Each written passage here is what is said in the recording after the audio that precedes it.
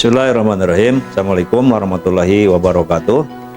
Selamat pagi, salam sejahtera, sampurasun. Balai Kabar Priangan, kembali Anda bersama saya Muhammad Ridwan dalam tayangan podcast Kabar Priangan, menyajikan berbagai macam informasi menarik dan aktual di wilayah Priangan Timur, mengakomodasi berbagai informasi pemberitaan dan berbagai macam yang ada di pelosok sekalipun untuk kami sajikan kepada Anda dalam platform digital di channel YouTube Kabar Priangan. Kali ini pada Kabar Priangan saya kehadiran tamu istimewa terkait dengan persoalan lingkungan hidup nih, persoalan yang sangat urgen di Kota Tasikmalaya khususnya. Saya kali ini bersama Pak Mugni Anwari Titir Lolobi. Ya. Betul ya? Ya, Pak betul. Mugni Anwari Titir Lolobi. Ya. Nah, ini Pak Mugni Anwari ini sebagai Ketua Umum LPLHI, Lembaga Penyelamat Lingkungan Hidup Indonesia. Nah, ini yang saya tanya dulu nih. Ya, baik. Selamat pagi, ya, Pak. Pagi, selamat pagi. Mugni ya. Ini namanya Titir Lolobi. Ya. Nama yang asing ya untuk kita. Ini marga atau apa nih? Nah, kalau itu marga. Marga ya? Marga. Iya, marga dari Provinsi Maluku. Provinsi Maluku ya. Betul sekali. Tapi banyak ya? Banyak, memang banyak karena dari A sampai Z juga ada sih sebenarnya marga dari. Tapi Titir Lolobi termasuk marga yang mayoritas. Marga mayoritas juga gitu. Ya, baik, kita kan tidak tahu ya. Balai Kabar Priangan. Ya. Sebagai Ketua Umum LPLHI, Lembaga Penyelamat Lingkungan Hidup Indonesia. Nah, kembali kita di Kota Tasikmalaya ini ada potensi aset sumber daya manusia ini. Ya. Karena Pak Mugni Anwar ini membawahi wilayah garapan lingkungan hidup se-Indonesia, ya betul ya? Iya, baru berapa provinsi ya? Ada beberapa provinsi. Jadi pusatnya ada di sini. Iya, pusatnya di Kota Tasikmalaya. Ada di mana saja misalnya? Contohnya? Ada di Papua. Papua ada. Ya, Papua Barat, Papua Pegunungan, ya 4 provinsi yang baru juga sudah terbentuk.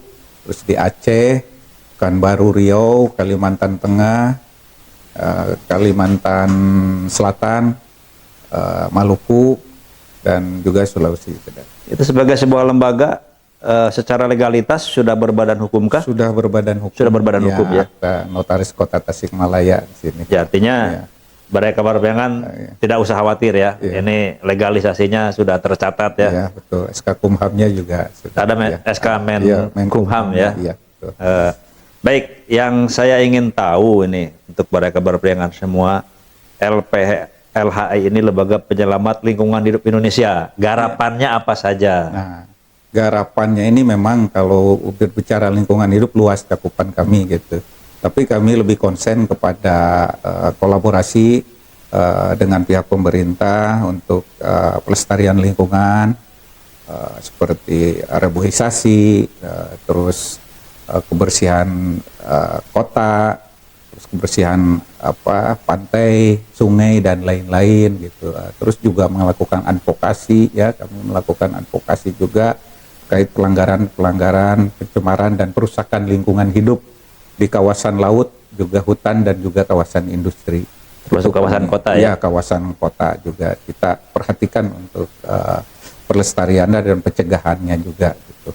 Ada program edukasi, sosialisasi ke masyarakat? Ada juga sosialisasi, edukasi pada masyarakat terkait sumber daya alam, pelestarian dan menjaga sumber daya alam yang sangat diperlukan oleh masyarakat sehingga bisa dimanfaatkan oleh masyarakat.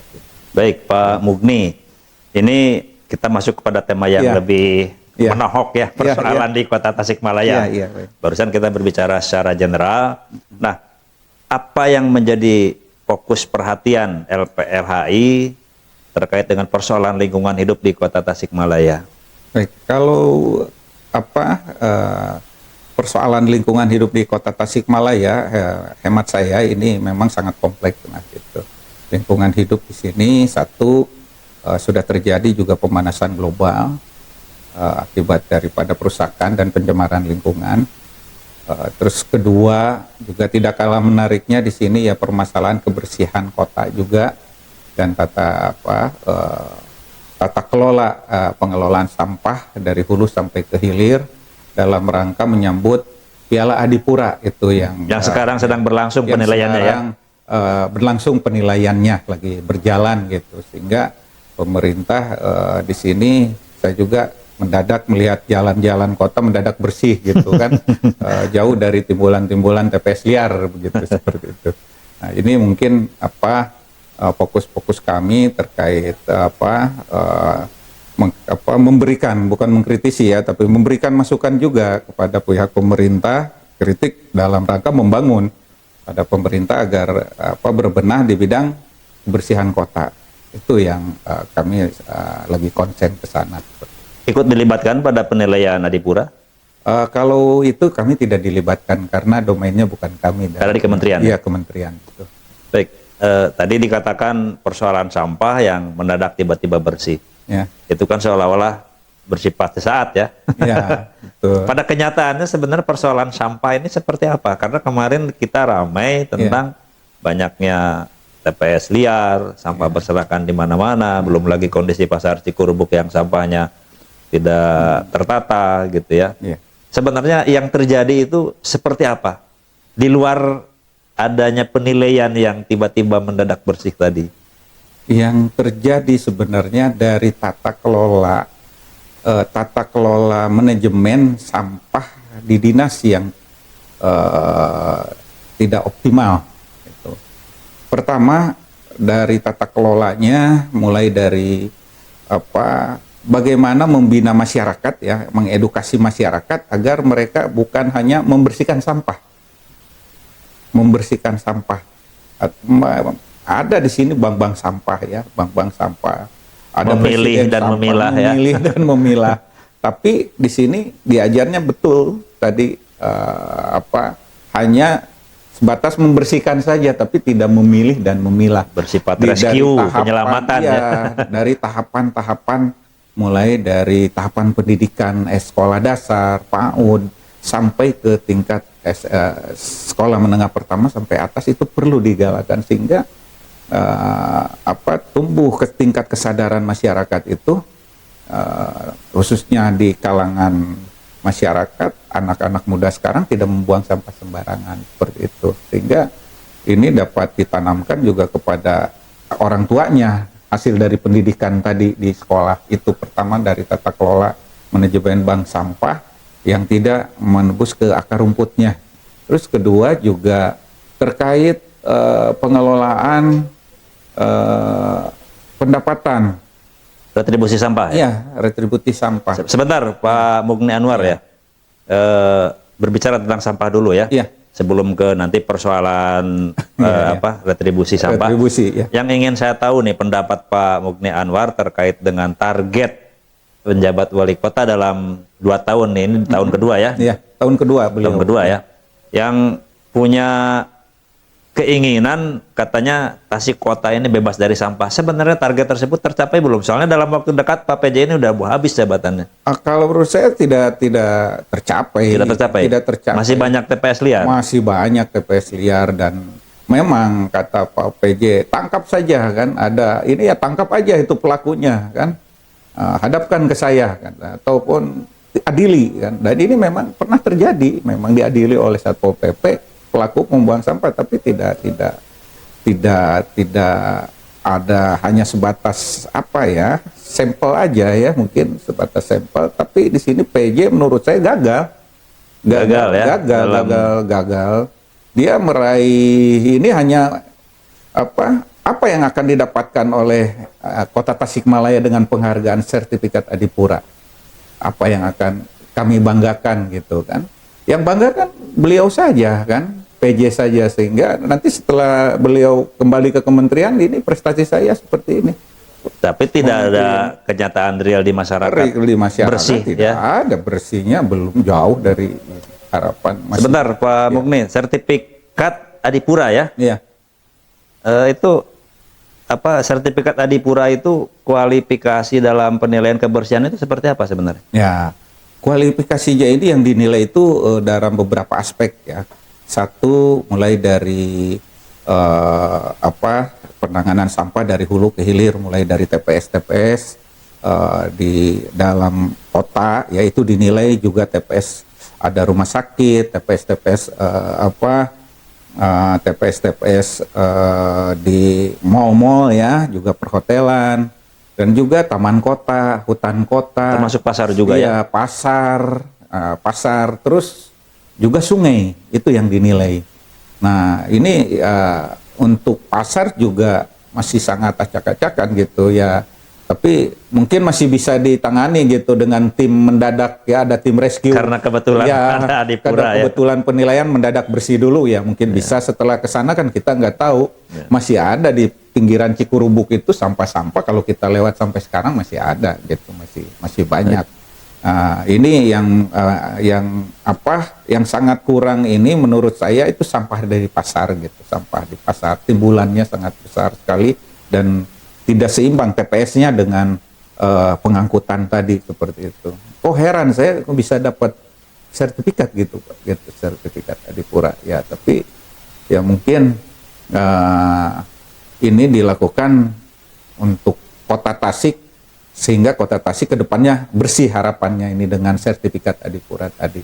Sedangkan ya sertifikat itu kan hanya sebatas ada beberapa kriteria sertifikat Adipura, penghargaan Adipura kan, Adipura Kencana, Piala Adipura dan Adipura Kencana gitu. Jadi kita masih dalam tahapan sertifikat Adipura. Iya. Jadi hanya sebatas penghargaan karena kita ikut terlibat dalam penilaian. Ya, ibarat Adipura. kita ikut satu turnamen bulu tangkis misalnya, daftar ya, kalah menang dapat sertifikat. Yang penting ikut dulu. Ya, tapi belum tentu kan masuk semifinal ataupun kesananya. Yang penting ada kriterianya, udah dapat sertifikat penghargaan dari pemerintah.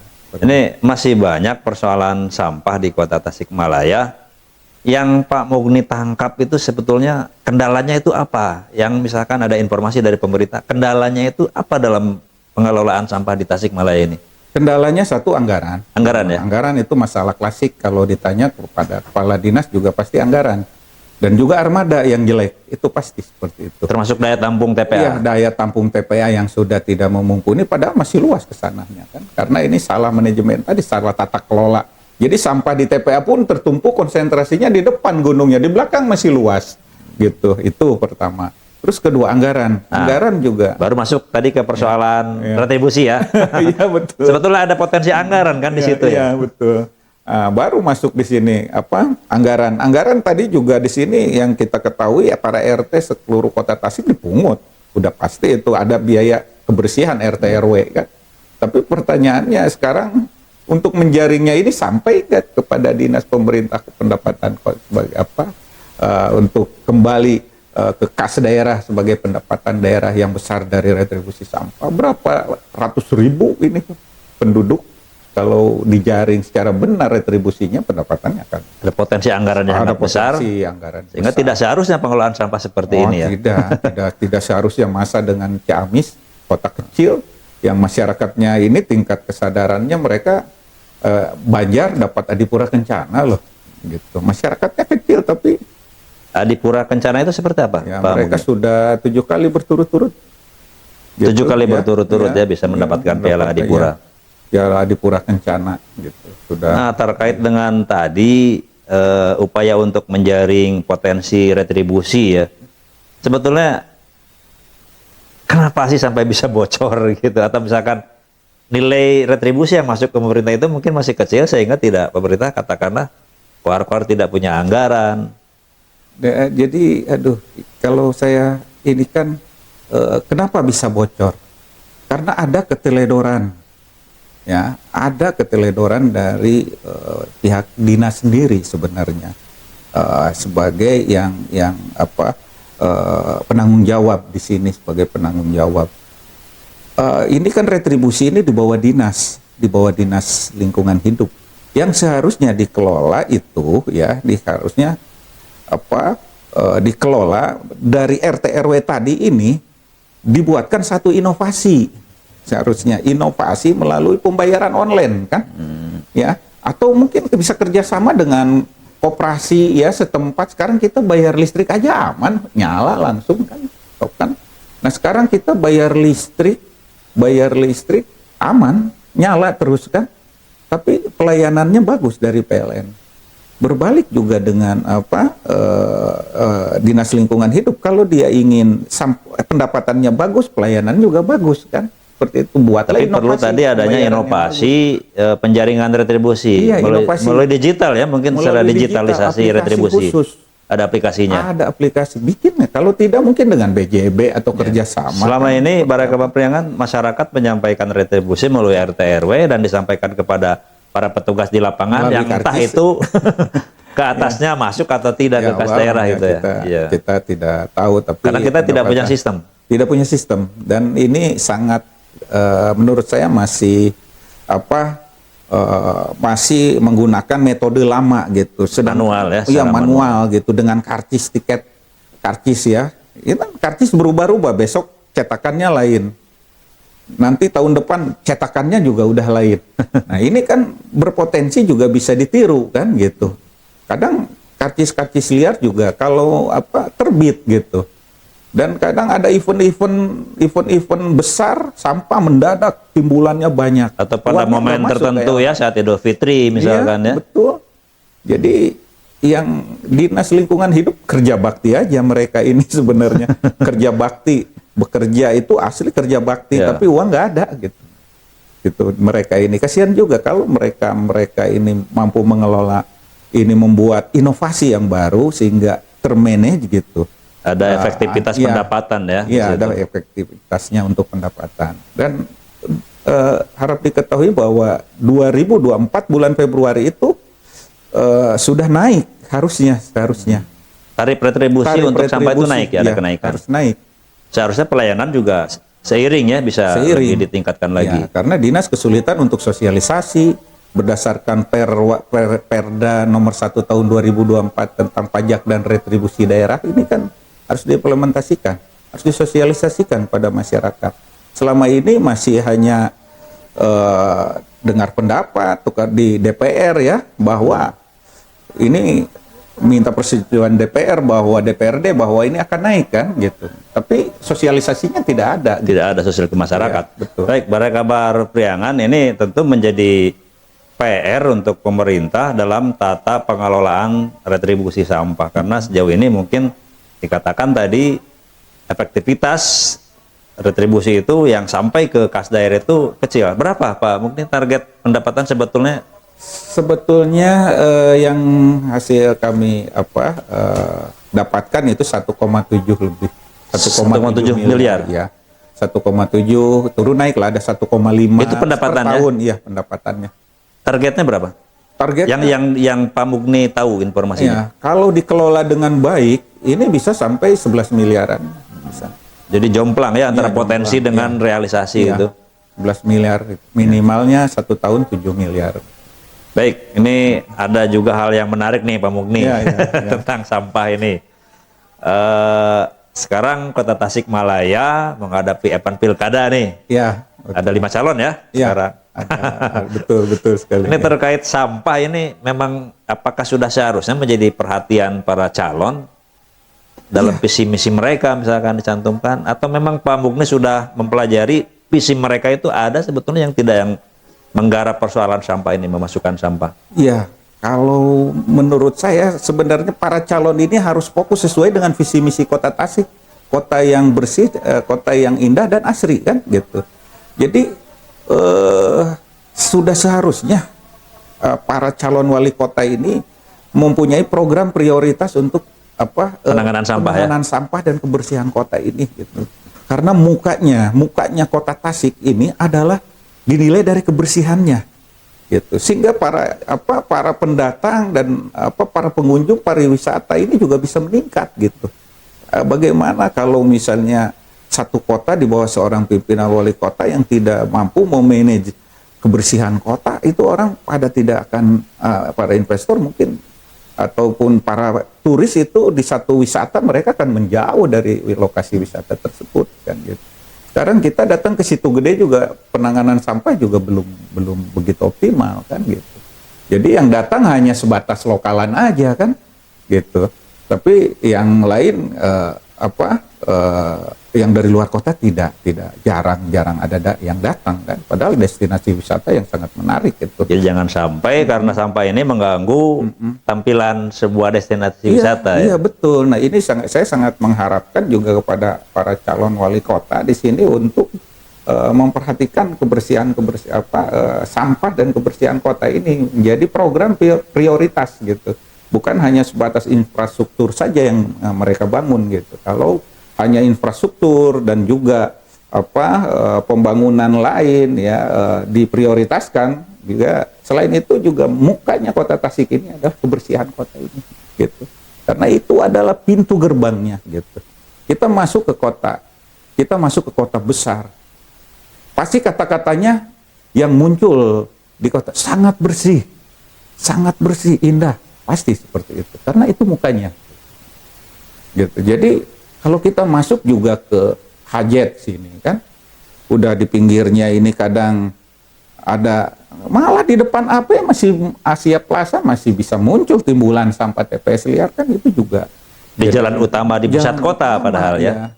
Belum juga hutan taman kotanya juga masih belum. Nah, kita bergeser nih Pak Mugni. Tadi bicara sampah, sekarang tadi barusan saya jadi teringatkan terkait dengan RTH, Taman Kota.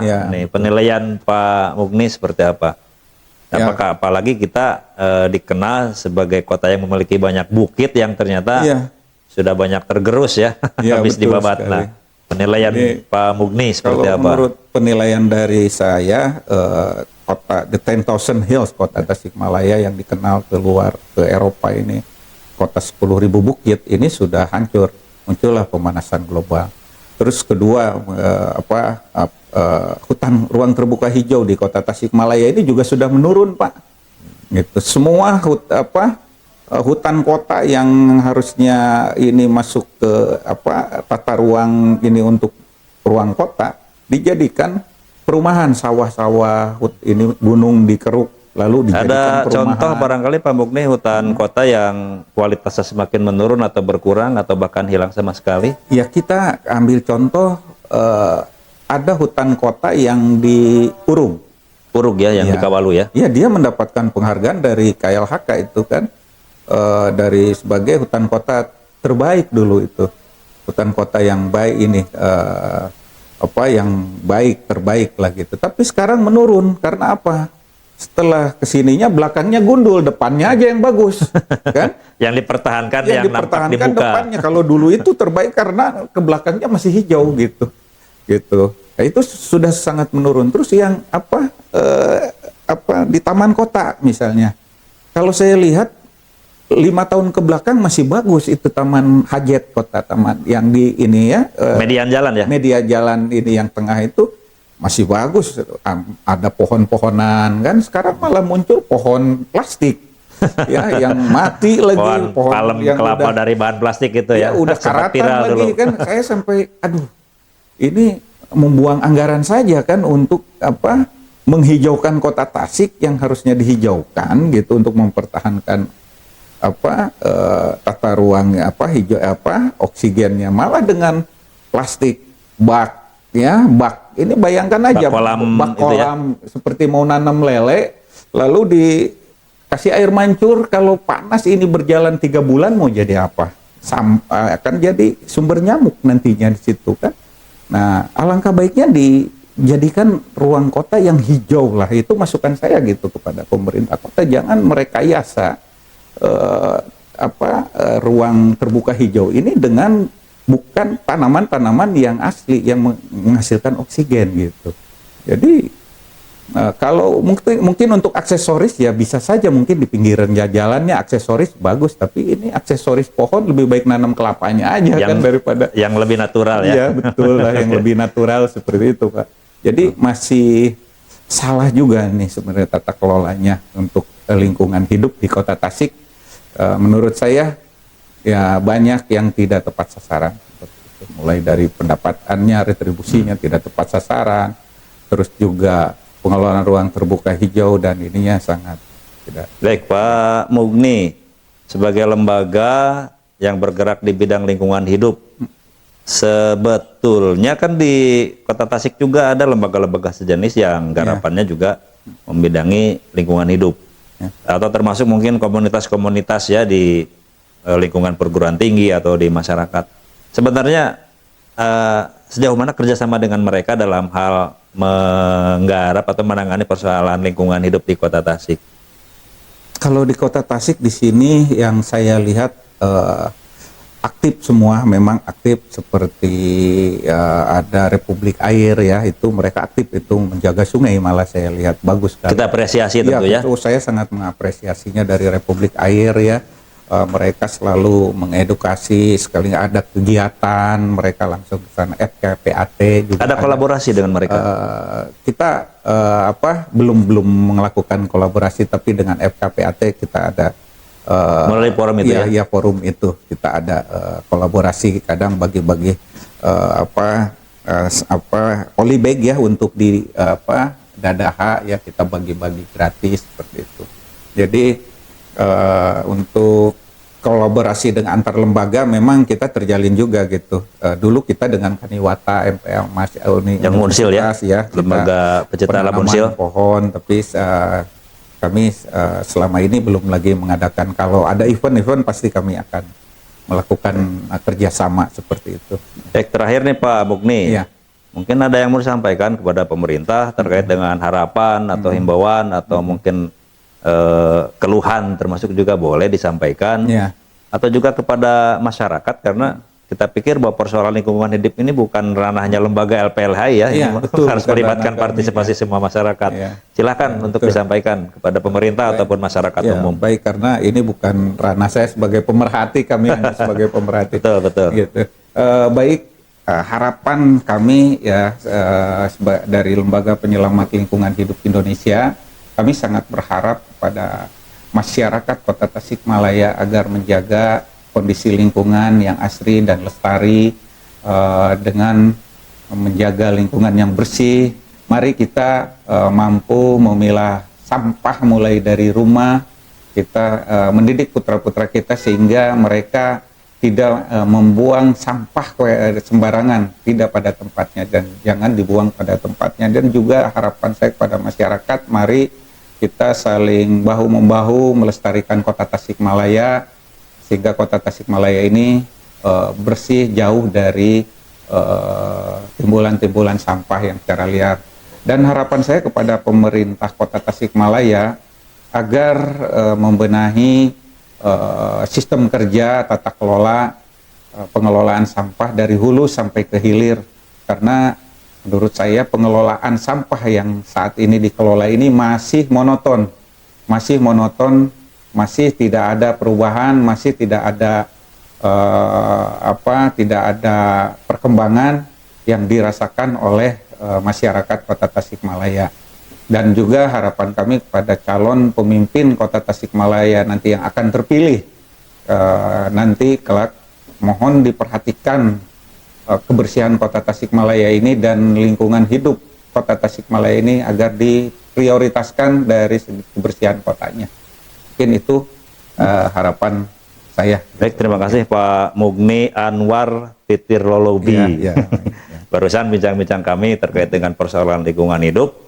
Terkhusus lagi tadi banyak disampaikan terkait dengan persoalan sampah dan kondisi lingkungan di Kota Tasikmalaya. Mudah-mudahan apa yang disampaikan menjadi bahan pertimbangan dan masukan kepada pemerintah juga masyarakat untuk kehidupan kita dengan lingkungan yang lebih baik. Demikian dari saya. Wabillahi taufiq wal hidayah. Assalamualaikum warahmatullahi wabarakatuh. Waalaikumsalam.